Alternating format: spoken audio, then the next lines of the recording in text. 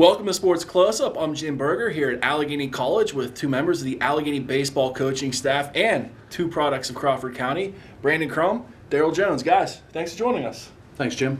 Thank you, Jim. Now we know it's cold outside, a lot of snow on the ground, but I know the team is busily preparing for the season. Coach Crum, this is your first season as the head man, but you have a lot of experience here as the assistant coach at Allegheny, a 4-year tenure before coming back on as the head coach last year.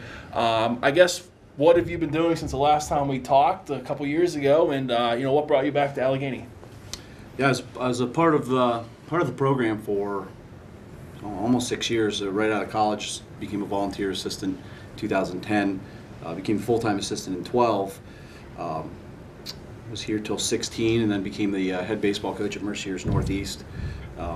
Planned on being there for 5-6 years, until wherever it took me.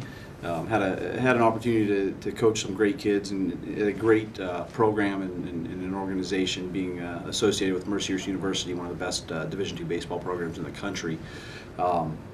Started off a little rocky. We finished the season winning 16 of 18.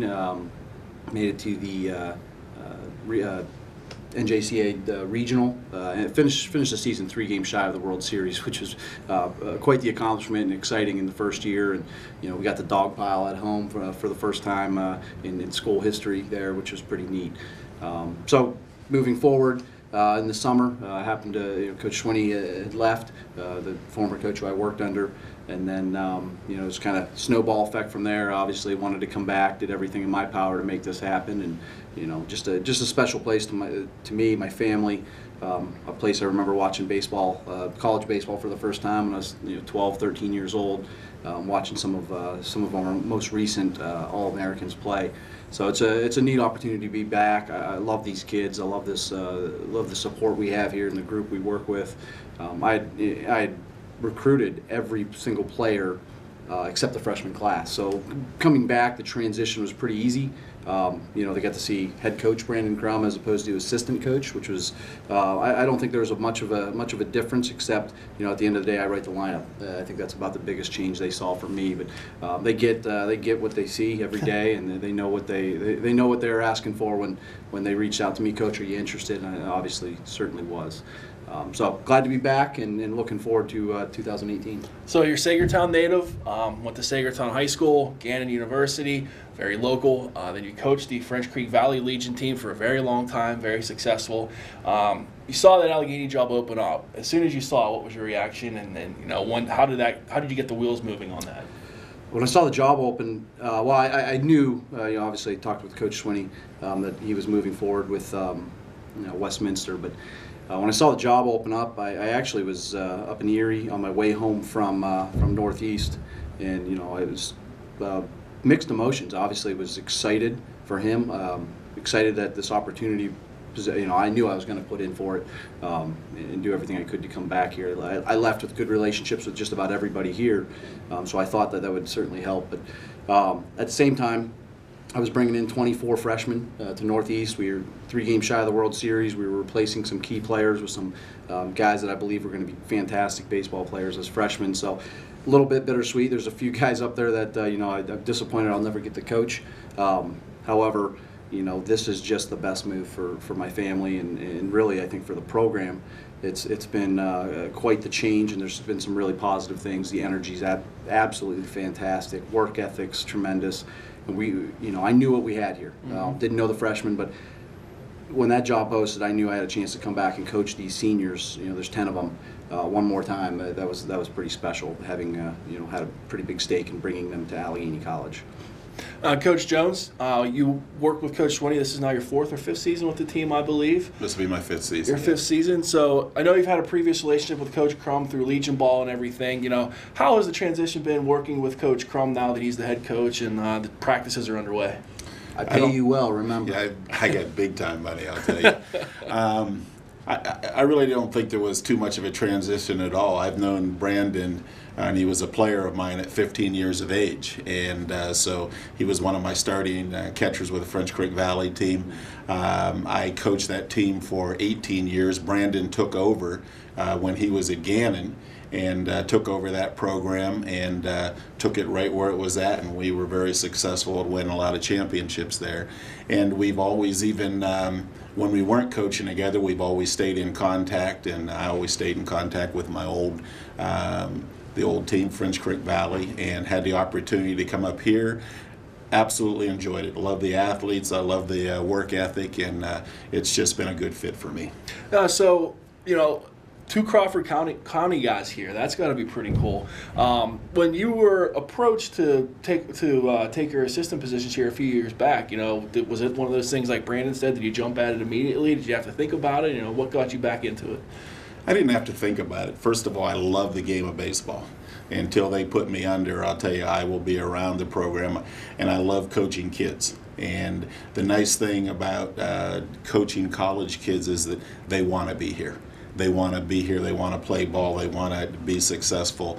And so it was that made it a perfect fit for me. It's actually been very easy. It's almost like a professional type of atmosphere, that I had been used to, because guys were there. They have an agenda, and they go out and they try to execute it every day.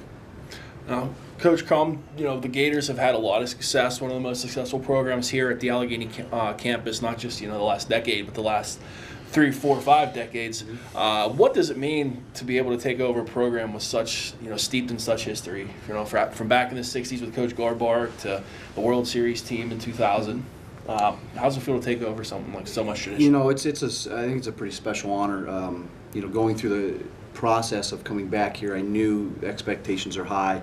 I want them to be high. We have high expectations. We talk about what we want to accomplish as a program, and what we need to live up to, and we want to be on the forefront of leading this institution and being the very best baseball program we can be, and being one of the best programs in the country. Taking over, there's some very legendary coaches. Garby was fantastic. I've learned so much about him since I've been back from older alums, Rick Crean, and obviously Kelly Swinney and Mike Ferris. All very successful guys that have had success here.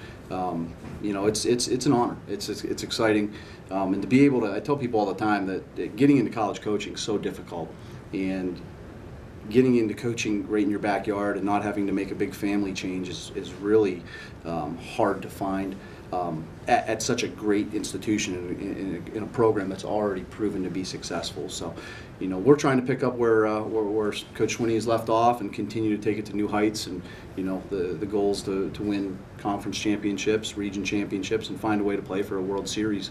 And that comes with time. It comes with work ethic, and commitment from the players, and obviously involvement from our alumni base, which is fantastic, and that certainly helps tie us to better players all over the country. And I think people don't quite understand that we're a national school and we recruit nationally. Obviously, we get the Buffalo, Cleveland, and Pittsburgh guys, and then obviously around the surrounding area here in District 10. But we have about 25% of our roster from 5 to 20 hours away. So it's a pretty neat opportunity to be here.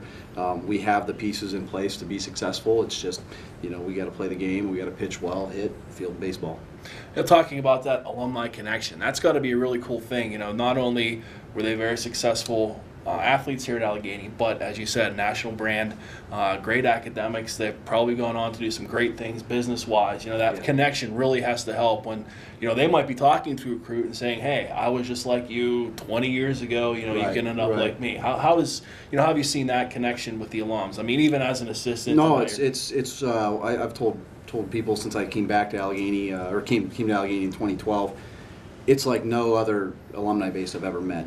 I went to Gannon. I don't think that alumni base is nearly as strong as what I've seen. You could be anywhere and you have an A on your chest, a hat, and someone spotting you and saying, "Hey, I know so and so," or this judge I saw or know was studied poli-sci at Allegheny, and it's really neat. So, I tell our guys, whether I'm recruiting them or current players, The baseball stuff's easy. We know baseball. We can teach baseball. There's always stuff to learn. We can make them better. That's the end goal of that on the baseball side. But we want to make sure we're getting guys jobs. When you're looking at an education that's quite expensive and all over the country, tuition's going up. We're trying to sell outcomes, and we're fortunate right now. We have six of our seniors out of 10 have jobs. 2 of the remaining 4 want to go to grad school, and the other 2 have interviews coming up. 3 of those guys that have jobs are because of alumni connections. One helped get him an interview. One guy connected another. That way, so that's stuff I'm trying to build here, because when we can do that and we can make connections with our alumni base to our current students, we're doing the right job. We're building and developing men, and we're getting them to become successful, and that helps on the front end of recruiting, being able to sell that we're getting guys, not just we want to win championships, we want to win a lot of baseball games. We want to make sure that the next 40 years of their life are the best years of their life, and that's what an Allegheny education can do. And that was a big reason I wanted to come back, because I've seen what this education has done to students that have came here, stuck with it, graduated, and moved on. So they've had a lot of success, and I want to keep it that way. Now, Coach Jones, you talked about how the players have kind of a professional mentality here, even though it's Division III baseball. Do you feel that that's one of the things, building off that tradition that Brandon was talking about? The guys know there's a tradition here to uphold. Is it the kind of players the team recruits, or is it just a combination of everything? Just guys wanting to be great? I think it starts with the coaching staff. They have to tell what their expectations are and what their goals are, and then you have to get players that are going to buy into that system. And I think that we have a multitude of players that are here in this program that have bought in. Every day, I can come in and hear somebody hitting in the cage, taking extra ground balls. Hey, Coach, can you give me more ground balls? And they just seem to be committed to it, and that's a good thing. It's Coach Crum and I've talked about this. You don't even really have to coach that. Once they have that work ethic, all you have to do is just, but you had to put that in place, and that seems to be put in place. And we have good leadership with our older kids, and if a young kid goes awry, they'll get in their face and they'll tell them, no, this isn't the way it is. This is the way it's supposed to be. So when you have that, it makes coaching a lot easier. Yeah, so that tradition has probably been passed on for decades. The guys above them treated the younger classmen, they had that kind of leadership, and it just kind of snowballed into the successful program that you guys have right now. Absolutely. So you had a pretty long professional career coming out of Crawford County, small college, Westminster College.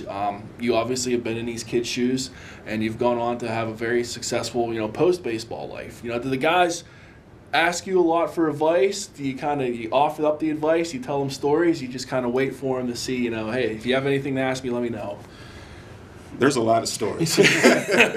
My daughter once told me, she said, Dad, you got a lot of stories. I tell her there's only 2 reasons you got a lot of stories. I said, 1, I said, you're lying, or I says, 2, you're just old and you got a lot of stories. And I said, in my case, I'm old, and I says, I have a lot of stories. And I certainly try to share my background with the kids. I think I have a good rapport with kids. That's why I've coached for so doggone long.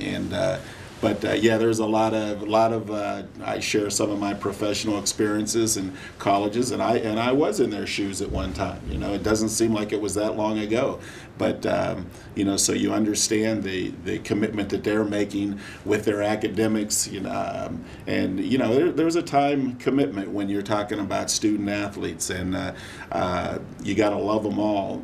With the time that they're getting up at 6 a.m. to have practice, and so. Absolutely, yeah. There's a lot of stories shared, but we understand that we have one goal, and our one goal is to get better, win games, and win a conference championship. Well, Coach Crum, we talked about both of you actually had extensive experience coaching youth baseball at the Legion level. To those kids, when you were, coaching the 14, 15-year-olds, did they ever ask you, what does it take to be a successful college kid? Did you kind of see it on them? I think when I took over the program, I was 20 years old. I was an assistant to Brent Gable, who played under Coach Jones and was just outside of my playing. He was a little bit older, he was the head coach for about 3 or 4 games. He started a different career path that moved him to Ohio, allowing me to coach. At first, I was blown away, not ready for it. But it was one of the best decisions and commitments I ever made. I was 20 years old. I just got done playing with many of these guys the year before, so it was a transition for me. But I think they respected that I was a college baseball player, and in Crawford County, there's not a lot of them. So it was neat to come back, and my big goal was to prepare them the right way. Obviously, we wanted to win games, but I focus more on the same thing I do here. I want to develop players. I want to develop young men. I want to give them the skills to be better and to improve. And we did that at the Legion level. I started getting multiple kids every year opportunities to play baseball by simply picking up the phone, shooting emails to coaches. So I think they started to even more respect and understand, all right, he's a college baseball player, he's connecting us with college coaches. Now they want to know everything, right? They want to know every story. They want to know how, my favorite stories are the ones about failure. When I was 15 years old, Coach Jones, I was the last man on the roster on Coach Jones' team. I was the bullpen catcher after being the starting catcher at Sagertown, winning a District 10 title for the first time in 20 years at the school, playing for a state playoff, in the state playoffs. I go to Legion baseball, and I'm like 18th man. You're mean. But it was the greatest baseball life lesson I ever received. Not being a player, I never really sat the bench. I learned a lot that summer about myself, but about the game of baseball by sitting back and watching better players. At the time I didn't think that was the case, but obviously I'm mature and understand things.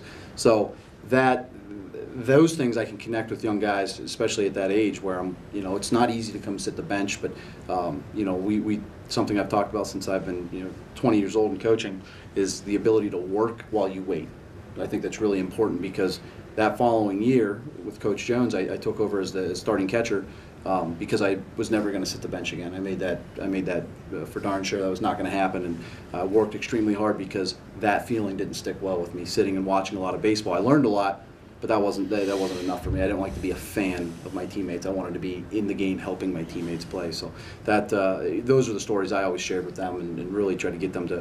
In Crawford County, you got to stand out. It's not a big baseball area, so we have to do better. We have to play better. It's not always the best competition, so we started changing things and going to different tournaments and playing travel teams, hosting them to come up. Some teams from Pittsburgh to create that better baseball scenario and give them an opportunity to see what it's going to take to play college baseball. Talking about that Legion program, I know, like as you said, Coach Jones, you worked with the French Creek program for a decade and a half. You started seeing a lot of success, and then Brandon, same thing. Is that the same kind of thing with the college? Tradition is just passed down because face Crawford County, the French Creek Valley area, it's not a huge population, but you guys are, stacking up against some of the bigger teams in the state, going to the regional playoffs and everything. How did you build that base with the Legion program, and then Brandon, how did you carry it on? Well, when I first came back, I had taken a job with State Farm Insurance here and that was my professional career. And the baseball program, the Legion program, was not in a good situation, and I knew the way it was back when I was a kid and when I was playing, and the players and the teams that we had. So it took more than just myself. It took other coaches. It took support from the 3 legions that I had. When I first started, it was called Linesville Lake Valley. So there was 3 American legions, 2 of them that had money-making situations where they could support us financially. And so, it took a lot. It took a while to build. I can tell you in the first 6-7 years, we got walloped. And I knew that was going to happen. And I always said we're going to play the best. We used to play all-star teams out of Cleveland. We played teams out of Pittsburgh. We played the Hopewells, the Blackhawks. And we finally, after a period of time, got to the point where we competed against them on a regular basis. They knew who French Creek Valley was. And that is, that was important to me to build that program, is to show kids that also that you country boys out here, farm boys, could play with the city boys, all right, and that you could get that recognition. And I think just like in the college level, when you talk about jobs, after college, one of the things that was important to me is that we help kids go on and play college baseball. And I think it was one of the last, I think it was a team that I went to the state championships with after we won a regional, that I looked at up at the picture. It was in my wall at my office, and out of the 18 players, 13 of those kids played college baseball somewhere. We had 4 or 5 kids that played Division I baseball that were on scholarships. We had kids that went to Division II schools, and many kids that went to Division III schools that had an opportunity to play. And if you give a kid an opportunity to have that experience, that's all you'd ask for. Yeah. Like we said, it's not a huge population base. I'm sure the high school programs help that a little bit, but coming together in the summer and playing that competition, that has to be priceless for their kids' development. Yeah, and we had great Pat Gold from Linesville, and we had a lot of support, from in fact, Linesville had a team that went to the state championships. I thought they were the best team in the state, and they got beat by Camp Hill in the final game. It was one of the outstanding teams. I think that was in 1999, yes. And many of those guys have gone on, and there's a few of them that have gone on to be coaches now. Joey Harusko at Meadville High School, and Todd Greenewald out at Cash now. And so I was fortunate, you can be as good a coach as you want to be, but you got to have players, and you have to have those kids that make a commitment. And so I was fortunate that I was around, that I was coach those young kids that were committed to baseball in the program. How neat is it? You talked about sending the kids to college to play, but as you said, a number of them have become coaches. How neat is it to know that you may have had a role in keeping these guys involved in baseball and wanting to make a life out of it? I think the neatest thing when you're coaching is guys come back once they're adults and they say it was the best time of their lives. And they don't realize that, it was one of the best time in my life, and coaches, we can tell you that is that it isn't always about winning. Yes, when we're out, believe me, there's not a game that I ever played that I wasn't out to win, and I'm ready to bite your ear off to get that done. But there is so much more, and I'll just share one thing with you. I had a kid that played for me that was probably my 10th or 11th man on my team. He was never going to be a starter, but he was one of those guys these are the guys that they're not getting the playing time, and these are the guys that you understand are going to be successful. That kid sent me a letter 10 years later and told me what type of influence I had in his life. It brought tears to my eyes. He is now a medical doctor in Washington, D.C. I got an opportunity to see him just this past year, I think at an aunt's funeral of his, But I'll never forget that. And so that's why you coach. You feel good, that you're being able to do something and take somebody through their life and help them out. So when Crummer was that guy on the bench, the 17th guy on the roster, catching a bullpen, he clearly frustrated, as he said. Did you see something in him that you thought that he'd end up, the head coach of Allegheny College? Well, first of all, he'd have never been on the roster if I didn't. There was only 18 players that you could keep on a Legion roster. So if he was on a roster at age 15, then he could play some ball. All right. But there is very few kids that ever, as 15-year-olds, because we had 15, I think it even went up to 19 years of age. We had kids that were freshmen in college. Yeah. So there was no way. I only had one player that played for me and started as a 15-year-old. And I knew his father. He had 2 brothers that had played in front of him that had come through a baseball program. I knew his father real well. And his dad said, "You know what?" I said, "I really think I would like to keep him. I would like you to keep him if you could." He said, "Because I'd rather see him around older kids." I said, "I'm going to tell you one thing. I'm going to do everything not to ever play the kid, because he's a 15-year-old." And I said, "I've got too many good players here." And he says, "I understand that." Well, Lo and behold, we go to a big tournament. The kid that was a senior went right down the tubes. I put the 15-year-old. He never got out of the lineup for 15, 16, 17, 18, and he went to Gannon University. That was Pat Crum. Pat Crum, okay. Pat Crum went to Linesville, and so he was the only 15-year-old that I ever had. But when, like Coach was talking, is that we always tell these kids, be ready when the door opens. When the opportunity comes, don't say you didn't put in the work and you weren't ready, because maybe it'll only come one time, and that's the way life is. And so it was the opportunity arose for that kid. He was ready, and he shoved himself through the door and he was successful. And that's what we want to try to do, and that's the type of commitment we want to have here at Allegheny. Yeah, I remember I played some baseball in college, and that's what our coach said. You might get one chance. Make sure you make it worthwhile. I guess talking back to the college game, talking about the team this year, coming off of I believe 5 straight 20-win seasons.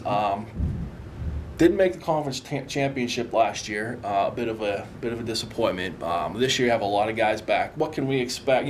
First off, how are things going for the team? Been practicing since the last week of January, and what can we expect to see from the Gators as they open the season? First in West Virginia, the last week of February, then going to Tucson, Arizona. Yeah, I think looking forward, the expectations are extremely high. They're going to be every year. It's Allegheny College baseball. It's one of the premier programs in the country, and we're going to work towards that. But what we've been seeing at practice is unbelievable work ethic, commitment. Guys are showing up early. They're leaving late. They're doing whatever they can to get the reps in, and that's something we've impressed upon them. The work ethic they've had has been really good.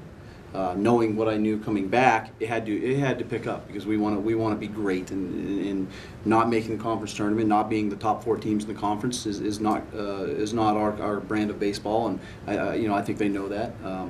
We graduated some really good hitters. We graduated 3 of our top 4 starters on the mound. However, I really feel like we've prepared these guys and developed some guys that are going to take over right away and take off. Some guys are really prepared to pitch this year for us, and some guys have been making some changes, doing some things that they need to do to be successful college pitchers. And on the offensive side, I think this could be the best offensive team we've had here in a very long time, since maybe 2009, 2010. They were, I think, 7th in the country in batting average. We just have a lot of physical guys. We got some guys that can run. We have some guys with really good minds that understand the process of hitting. They communicate it well, and that's something that's I think rare to find. A group of hitters, a group of kids that want to talk about how to hit the baseball, which is I think the toughest thing to do in all of sports. And they're figuring out what works, what doesn't work, and they use each other, which is really important. So, offensively, I think we should be very strong. Defensively, I think we're better than we were last year. So, expectations are, we're going to come out and we're going to prove we're a top 25 team, and we just gotta play baseball and enjoy the ride. And that's the coach said it spot on. Winning's all definitely important. It's on the forefront. However, it's expected. We're recruiting that way. We're practicing that way. When it comes to game time, we want to have fun. We want to play loose. It's something that when I played for Coach Jones, we had fun all the time and we won all the time, because we played loose, we played ready. If it was 8-0, you're winning, or down 8-0, we played the same way. We had fun because we knew that we still get to wake up tomorrow, and that's the perspective thing I think that is lost at times. We love these guys, and I tell them all the time, my job's to love you, and your job's to love each other and love your teammates, and that's what we want. And we have that kind of passion and that culture. Culture beats strategy every time, and that's where I believe we're getting to.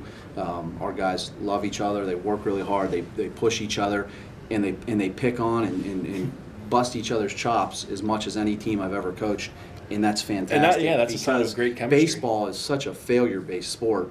If you're not having fun, it'll just eat you alive. So and I think they get that from myself, Coach Victory, the pitching coach. We're not too proud to be laughed at, right? They laugh at me once a day, and the old saying, sometimes we have to tell them, guys, you just got to overcome coaching, right? And then they laugh at Coach, they laugh at Coach Victory. Everyone's a free target in this program, and we're working together. It's not a dictatorship. We all want the same things. Now it's putting the pieces in the right spots to make that happen. At the same time, let them know it's okay to fail, but they got to learn from it. So, I think if we continue to do the things we're doing, we're preparing them the right way. They're physical, they're strong. I think we should see some really good things and have some really good outcomes this spring. That's very interesting. I know they always say in a lot of sports, if you play not to make a mistake, you're going to make a mistake. Sure, you can't play not to mess up. I'll ask each of you, Coach Jones, first. When you see that kid, you might be one of his first couple practices in the fall. He feels a bit overwhelmed. This is college baseball. Makes a mistake, gets down on himself. What do you tell him? Don't be afraid to make mistakes. Just be yourself, because you're going to make mistakes. And and I think Coach Crum, tells that to them. Be aggressive, be yourself. You wouldn't be here, and you wouldn't be in the situation that you're in if we didn't think you could play.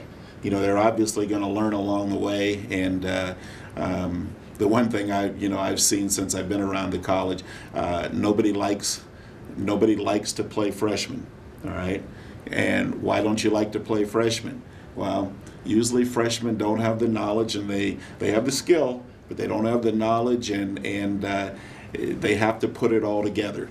And sometimes on the amateur level, you're going out and you're playing 15, 20 games or whatever, and you're the top player, and now all of a sudden you come here, everybody's the top player in their program. Yep. So I think the one thing that I'm real excited about this current team is we have depth. I think there's depth here that, if somebody's not performing, we have somebody right behind them that's ready. I think we've sat down, and the toughest thing that maybe we're going to do is trying to create a lineup, because, we have 14, 15, 16 guys that we feel that could be put in a lineup at any day. And it seems to be the kind of group, they might not resent not being in a lineup one day. They want to be, but I'm sure that they can see how talented, their teammates are, and they kind of know what the common goal is, If it means I'm on the bench today, if it means I DH and I don't play first base, so be it. Yeah, I think we've talked about this as a staff, and it's an interesting take. My friends, family, how are the Gators? How are the Gators? What, you guys going to be any good? The number one thing, we're going to pitch, we're going to hit, and we're going to field the baseball. I know that. The toughest thing for us is going to be managing the depth, managing the bench, right? And having guys, like Coach said earlier, is having guys prepared to come off the bench and have success, right?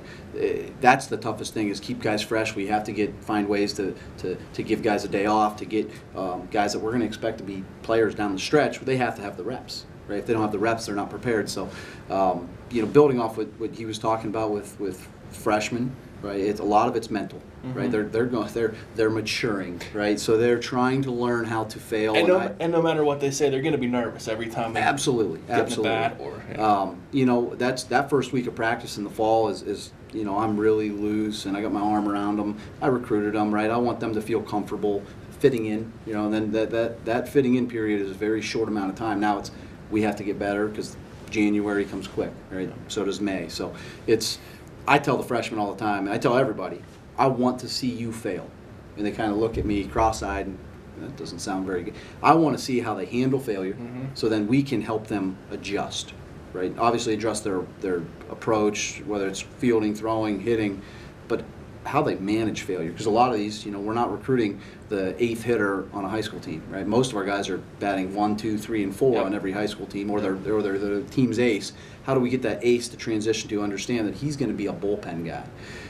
That part is the most unique thing about college coaching, is it's the psychological aspect, and managing these players and understanding how they fail and how they handle failure, and then giving them a better coping mechanism. And at the end of the day, it always comes down to confidence, and confidence is built with repetition. So we've tailored a lot of our practices. We used to do a lot of team practices where the whole team's involved. A lot of it's older leadership, and I think we have a lot of talent. We're just getting reps.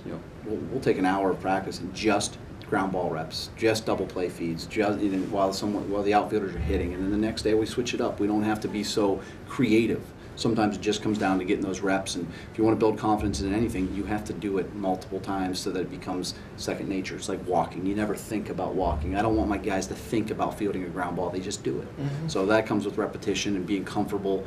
At the same time, we'll implement uncomfortable situations to make them do comfortable things and see how they handle that. And that's putting them in situations with adversity, seeing how they handle it, because come May when we're playing, when the stakes are high, how can they handle adversity? And I want them, it shouldn't be something that has to be coached in May. It should be teammates helping teammates, loving each other, helping them, get over the hump, right? How can they handle the pressure? And that comes from teammates and peers saying, hey man, it's okay, right? It's simple as that, it's okay.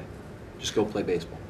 Now, talking about making up your lineup, I'm sure, I know, your coaching style, you take feedback from all the coaching staff, you studied a lot. How are analytics? I know that's the big buzzword in baseball now. Do you study a lot of that? I'm sure Coach Jones, more of an old school guy, instinct, I see what I see. I know this kid can hit. Do you guys do a lot of analytical stuff? Maybe on the pitching side more than the hitting side? Yeah, I certainly look at it. I try to learn as much as I can. Fangraphs.com is a fantastic website, right? It tells you everything that you'll never know about baseball. But there's some things that apply to Major League, and that's where it's all generated from, Major League Baseball, because things are so consistent. Every team's playing 161 games. So going back to the college game, things are different. We won't bunt as much as we did 5 to 10 years ago because the numbers suggest it just doesn't make sense. Now, at the same time, you got to bunt, right? You got to move runners in scoring position. We have the capability of using a DH, so we don't, our pitchers don't have to hit for themselves unless they're a two-way athlete. So looking at I think the metrics certainly matter. One I really love is batting average per ball in play, which is a little bit more advanced than just batting average. We look at hard hit balls as opposed to batting average, and again, going back to process-oriented statistical categories, and just get them to understand: did I get a good pitch to hit? Did I put barrel on ball? Did I make quality contact? If you did, you win, right? And getting them to understand that. So we'll use metrics to measure certain things. However, try to make it as simple as possible.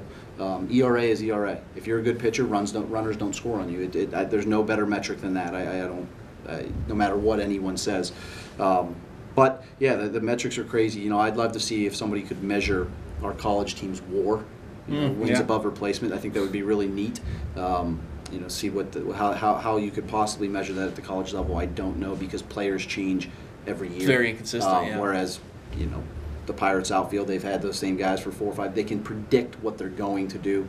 It's hard to predict what an 18-year-old freshman is going to do 4 years in a row, right? It's very different. They go through a lot of things. They got education. They got their social life. They got, if they fight through any injuries. Yeah, body maturity. Yeah, if they're going through some changes, right? That's the common theme here. But it's for me, it's learning the information on the sabermetric side and figuring out how it applies to my program, my players, because it's not a one size fits all. But I'd say, to give people understanding, the bunting thing, for sure, I've taken definitely a backseat to bunting as much as I used to, because that's just how I was taught to play ball. Well, that doesn't always score runs, right? Doubles, on base percentage, OPS, that scores runs, right? Extra base hits and runners on base, that's what scores runs. You give an out to take a run later in the game, makes a little bit more sense. So I think that's what I think is neat with all of this is the younger guys, the players, grow up learning these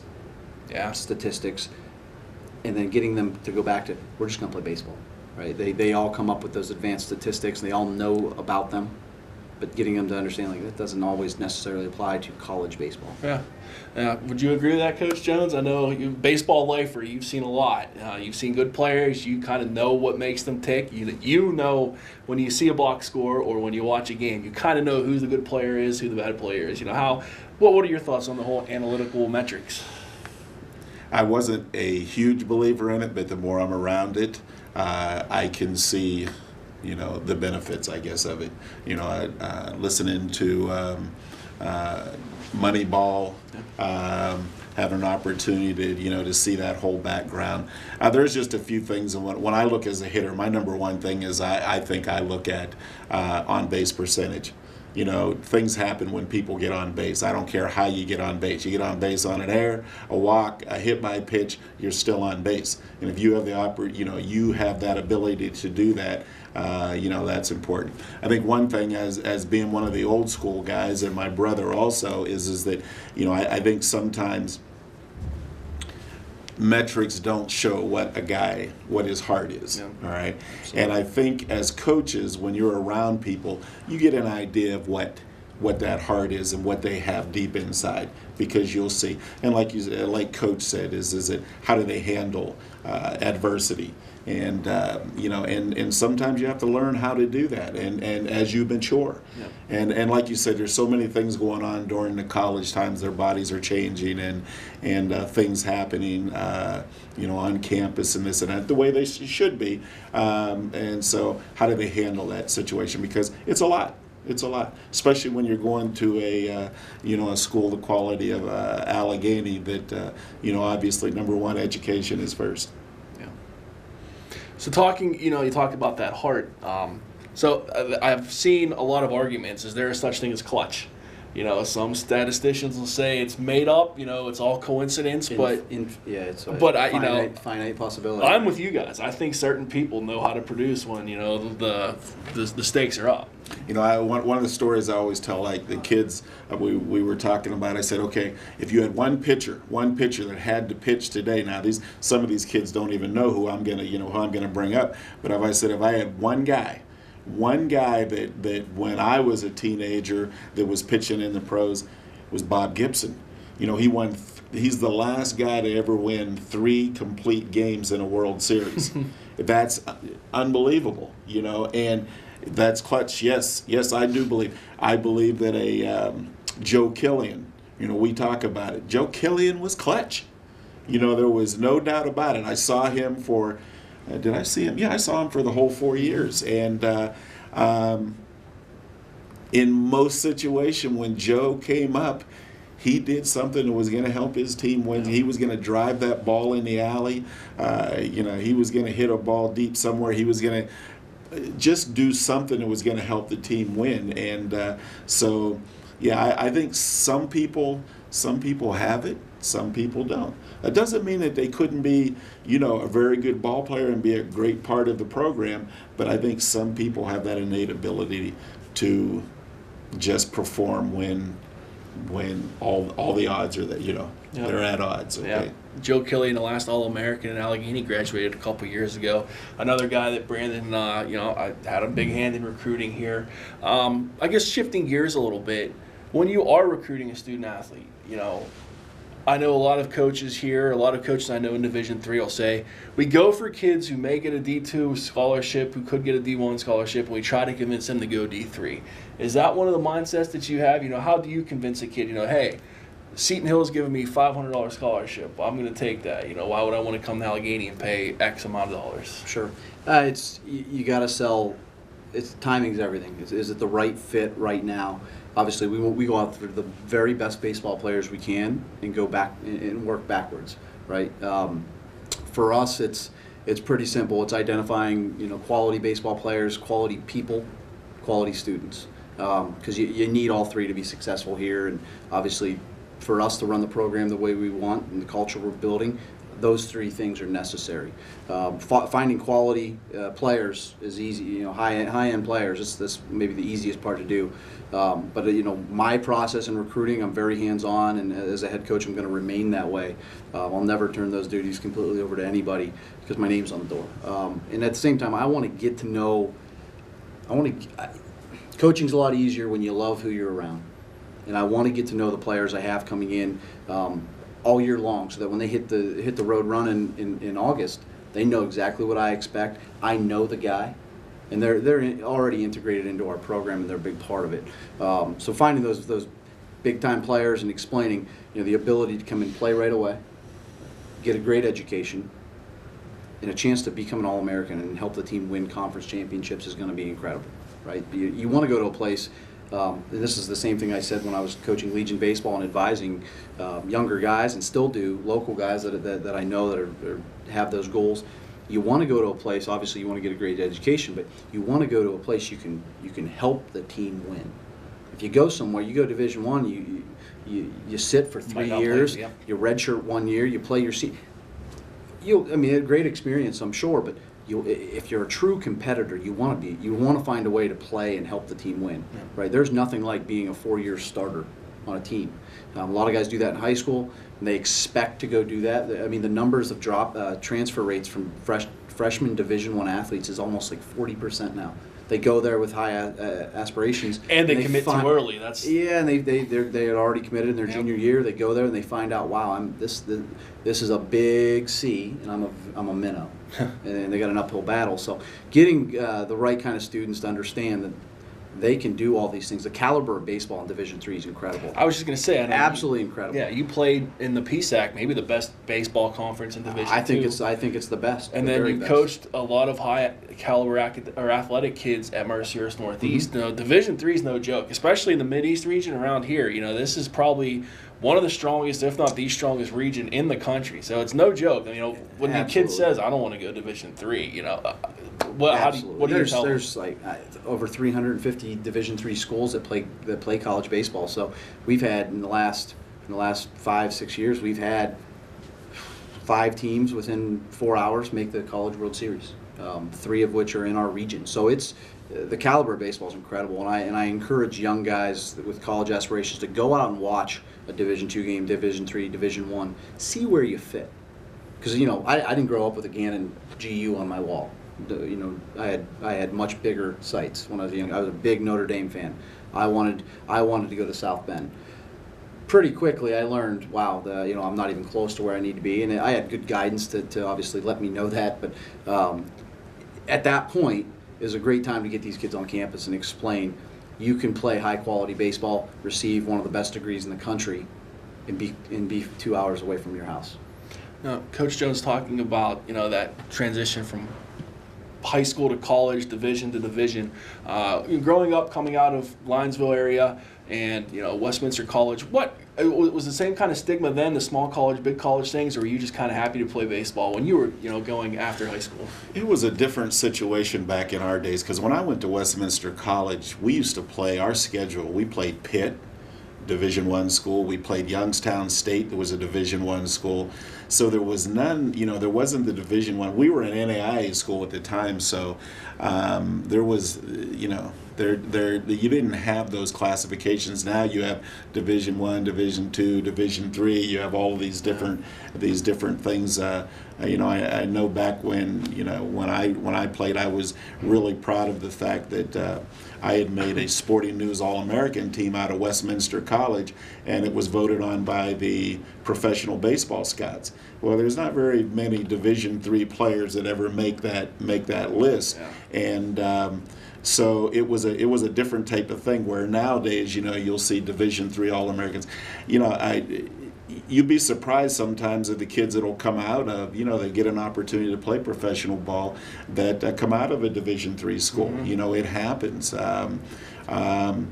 The Jordan Zimmerman's the first example I think of now, the pitcher of the formerly of the Nationals, I believe, with the Tigers. Mm-hmm. Now he's had a great career. There's a lot out there. One of the things, and just to touch on recruiting, is that Coach Crum, I'll come in and he's recruiting a kid, and I've tried to take part in a little bit of that myself, and he always says, "Man, you're going to like this kid. You're going to like this kid." And he doesn't mean just as a player. He means we're going to like him as an individual. And I think that is so important when you have 40 guys on a roster. They've got, all the time they spend with each other, you got to love each other. You got to like each other. Because, there's only 9 guys that are going to be in there at one time. But, when we're sitting and we're watching a recruit, I'm looking to how does he handle himself in this situation, because this is a really pressure situation for a kid that's 17, 18 years old. And, and it shows me the type of people that are actually coming to an Allegheny college, because, we have a lot of class individual kids. I mean, they're fun to be around. And even an old guy like myself, I enjoy being around them because they're just good people. And I think that's what Coach was talking about is if you're going to build that culture, you have to have good people. Talking about the players have to get along. It seems like the coaching staff is also very close-knit. Coach Jones, Coach Crum, Coach Victor, the pitching coach. How important is that to have a really good working relationship with your co-coaches, with your assistants? Well, I hope he learned something from me. Speak wisely. I hope he learned something from me when I coached him. I think he did. One thing Coach does not want a yes man. All right. He wants somebody that is going to give him. He's the one that makes the final decision, and we know that, all right, because his name is up on the door. But he always wants feedback. We don't always agree with everything, all right, and that's fine, and that's the way I coached when I had a pitching coach, and Coach Crum knows who he was, Coach Borbeau. My Legion program didn't really take off until I got him as a full-time pitching coach. Him and I used to go at it. It was unbelievable. He was real strong, strong-willed, and I knew the way I wanted to do things. But you know what? We never argued in front of the kids, and we always were going in the same direction. It was all about the program. And so I think that's what's important. And yes, we get along well as coaches, but I like his philosophy is the fact that he always wants input. And when you're dealing with 40 kids, I think you have to have some kind of an input. And Coach Victory is the same way has done a great job with the pitching staff. Now, how important is it to have, you were a catcher growing up, Coach Jones was an outfielder. Obviously, you guys are very well versed on the offensive side of the baseball. How important is it to have someone like Victory, an accomplished pitcher in college, an accomplished teacher actually after college? How big is it to have a pitching coach, the full-time devoted pitching coach? It's fantastic. Pitchers need babysat. So they, no, just kidding. No, what Mike does really well is he keeps them working towards being better pitchers. And having played in a program and seen other college programs where it's go run on the track. You ask any pitcher in their 40s that played college baseball, they'll tell you the horror stories of running miles upon miles. I want my pitchers to be great pitchers, great throwers of the baseball. That's their lifeline. That's why they're on the team. So he does a fantastic job of training them, getting them from start to start or bullpen to start, preparing them the right way, keeping them healthy, keeping them moving. He just does a great job there. So in my past, I've coached pitchers since I've been 10 years now. Coughing that up and giving that to somebody else is tough because pitching you win on the mound. So Mike runs the program under my supervision. However, he's done a great job, fantastic job. He's very insightful and very smart. So he knows how to help guys work, and every pitcher's different. We don't cookie cut anybody. I want my pitchers. When I go to the bullpen, I don't want another right-handed pitcher. I want that guy with a little bit more run or a sharp breaking ball or throws from a different arm angle. That's the point of relief. So he does a great job of identifying that.